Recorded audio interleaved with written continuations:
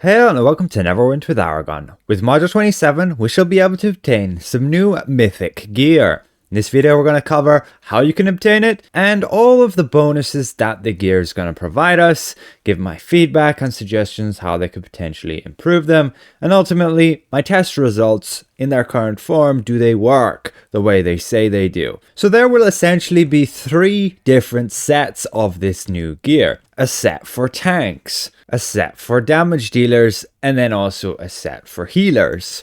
Now in order to obtain this gear, you will have to beat the new trial on its master version and get lucky in those end chests. I am not sure whether you will be able to obtain all the gear or will the gear drops depend on what class you're playing. There's currently no store where I could, let's say, buy this gear with currency, which you can with other rewards, meaning it's very orangey dependent on what you get. You can see people in the chat here obtaining that Star Forged mythic gear. So let's cover all of this gear, what bonuses they have, and whether any of it will actually be useful. So I have my document. There'll be a link in the video description below where you can access it yourself and read through it, along with a link to the forum thread where they ask for rewards feedback. And you can give your thoughts and opinions there. But first of all, we have the DPS class, Warlocks and Wizards, and this is the gear they're getting. You have the headpiece with 7% combat advantage. Now this does work. However, it's really not going to be very useful,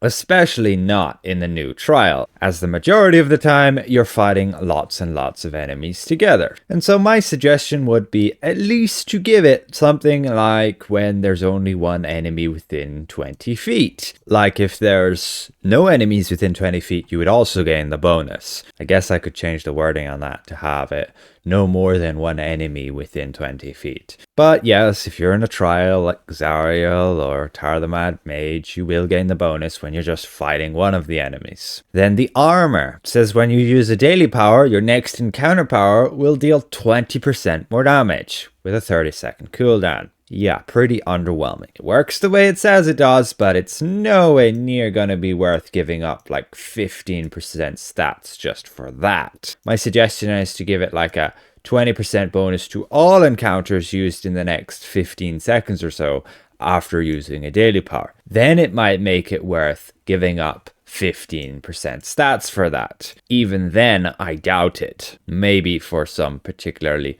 burst-oriented class. Cleric. Then we go to the arms. They say whenever you damage or heal your target for more than 50% of your max hit points in a single blow, you gain 10 action points. This is the equivalent of 1% of this daily power dice here. And this can only occur once every 5 seconds. So at best, you're gaining 12% action points in 1 minute. I would suggest to greatly increase this to like 50 action points or 5% to make up for losing like 10% stats you could otherwise have on an arms piece. Otherwise, it does work in its current form. Then the boots, they're at least somewhat useful. 5% damage in wild space. You'll make use of that for the new areas and the trial. Many these days in endgame have been using like 5% combat advantage, so there's not much difference there. Out of all these four pieces, I feel the boots are the only real useful ones right now. Now for the classes, the Cleric, the Bard, the Ranger, and the Rogue, they all have exactly the same gear. Same bonuses on there. The combat advantage when against one enemy. 20% damage on your next encounter power after a daily use. Bit of action points whenever you hit your target pretty hard. And then 5% damage in wild space. There is literally no difference between the DPS gear for Warlock and Wizard as there is then for these other four classes.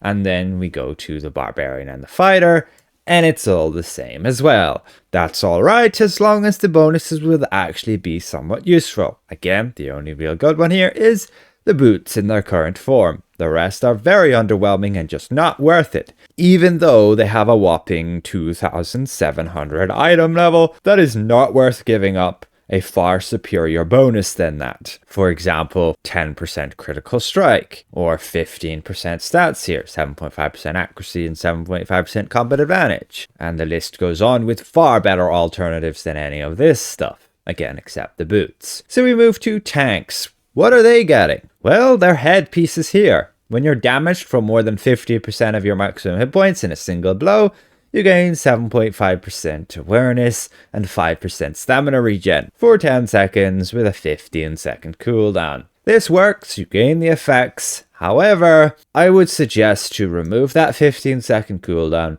and allow it to refresh the duration. So every time you are hit for 15% of your max hit points in a single blow, you guaranteed gain those bonuses, regardless of the time. And if you get hit again before the bonus has expired, you'll just refresh it, making it last for another 10 seconds. This would at least allow for you to build around it and rely on this piece of gear to give you that bonus. Right now, you're just going to take alternatives that are more reliable.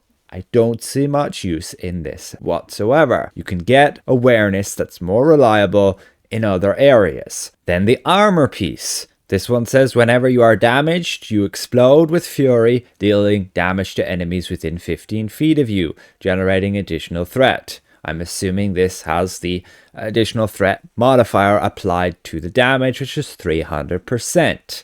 If it works like that, well, the damage is mitigated by enemies' defensive stats and in total has very little effect. Only about 250,000 threat generated, which is minuscule. That's a lot less than, let's say, just one at-will attack. My suggestion is to increase this damage by at least 10-fold to be in any way effective. So it would be like 2.5 million effective threat. You can leave it with the 10-second cooldown then. But keep in mind, you are giving up an armor piece for this, which you're giving up like 15% stats. So it needs to be really good in order to be useful. Then you have the arms pieces. Whenever you're struck by combat advantage, you have a 20% chance to increase your awareness and deflect severity by 7% for 8 seconds. Again, 15-second cooldown on that. Why? It makes it not reliable. The effect does work the way it says it does, so that's good, but not reliable. I'm not going to want to build around those effects. I don't want to miss my 7% awareness for when I really need it, so I'm going to get awareness somewhere else. So why would I even use these? I can use arms right now. That would give me 10% awareness. These Abyss Conqueror Provokers. So why would I use these that only last 8 seconds with 15-second cooldown, risking not having the stats for when I need them? I suggest again, remove the cooldown and allow it to refresh the duration. So if I'm getting hit a lot, I could maintain that bonus all the time. That's what we want, reliability. And the boots, when you are struck, you gain 1% damage, stacks 5 times, and whenever you strike an enemy, you consume those stacks, gaining 1% damage resistance per stack consumed. So here you're going to have to balance between getting hit and when you attack. Most of the time you can't really afford that. You have to attack all the time because you need to maintain threat. And with this only giving a 5% damage reduction, that's not really worth bothering about. It's not really worth putting in the extra effort to try and get that 5% damage resistance. So I would suggest to increase that to at least 2% per stack to then in total be a 10% damage resistance.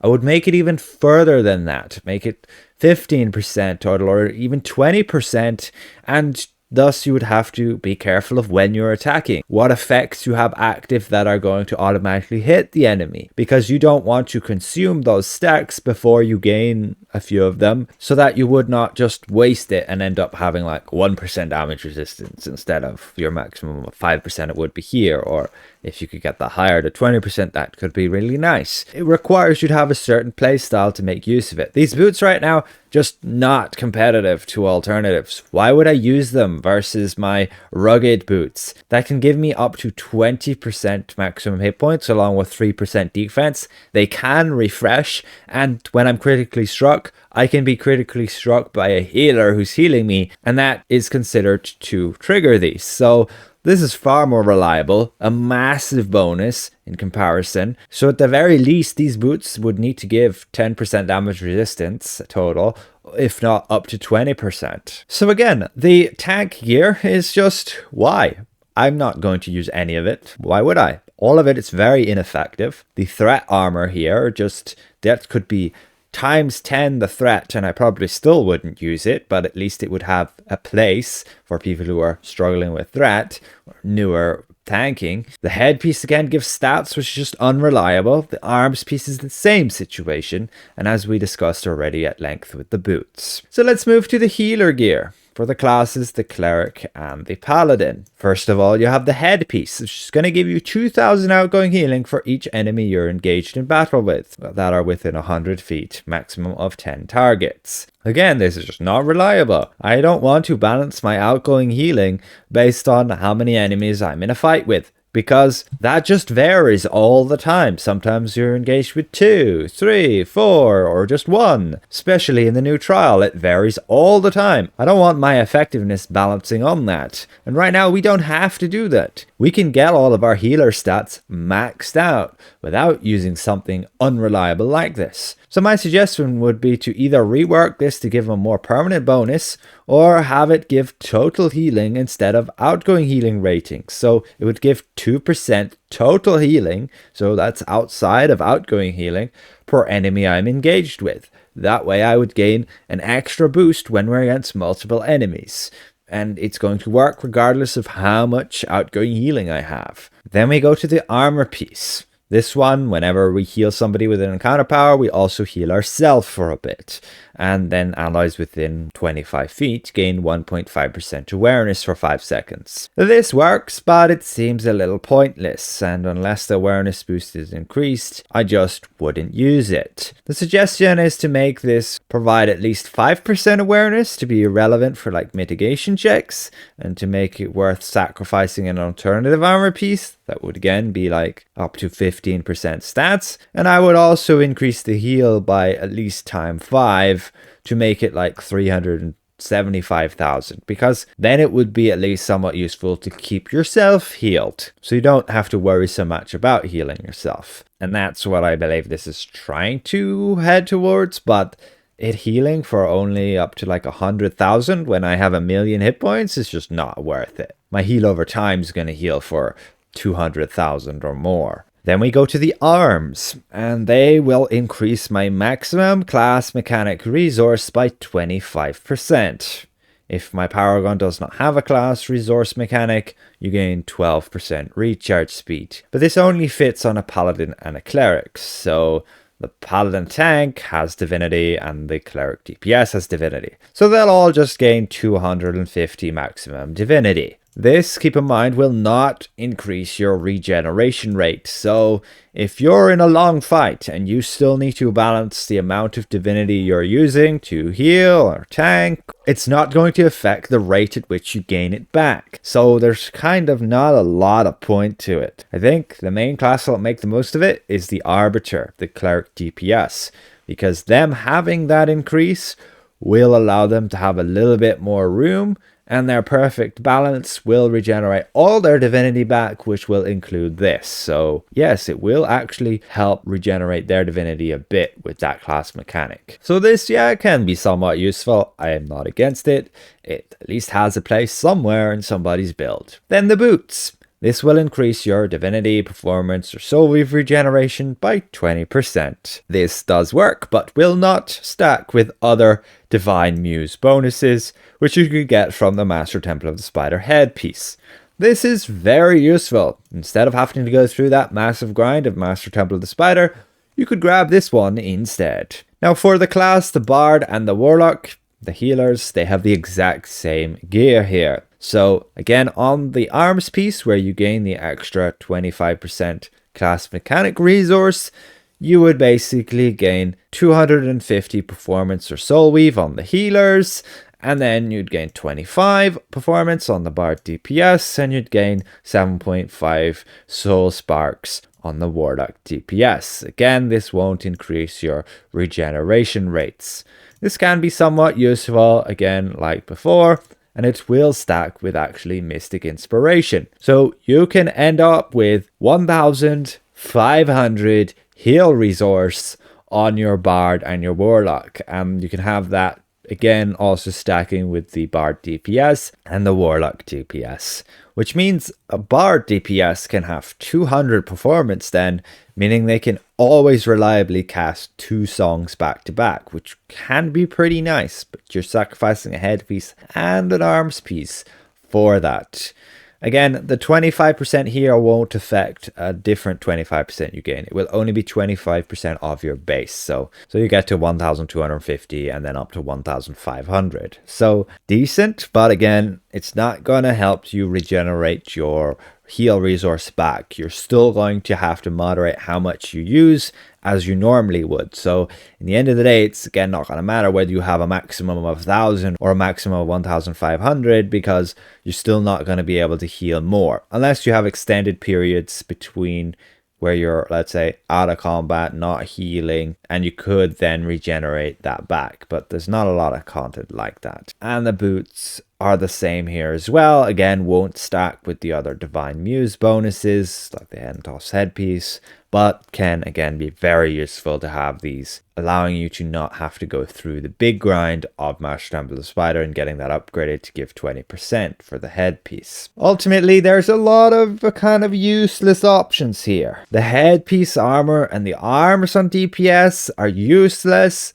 The boots with the 5% damage are at least somewhat useful. For a tank, they're all pretty useless. I wouldn't use any of them. And for a healer, the headpiece and the armor piece is pretty useless.